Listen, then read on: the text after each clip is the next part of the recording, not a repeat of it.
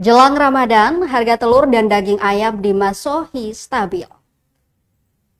Harga telur dan daging ayam di Pasar Binaya Masohi, Maluku Tengah tampaknya masih stabil menjelang Ramadan. Pantauan tribunambon.com Sabtu 22 Februari 2025, harga ayam potong seberat 0,7 kg dijual Rp35.000. Sementara harga ayam potong ukuran 1,1 kg dibanderol Rp50.000. Lain halnya dengan telur dijual Rp65.000 per satu rak.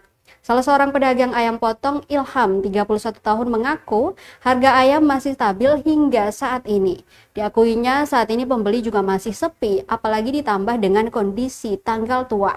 Hal yang sama juga disampaikan pedagang lainnya, Ani Marlina, 45 tahun.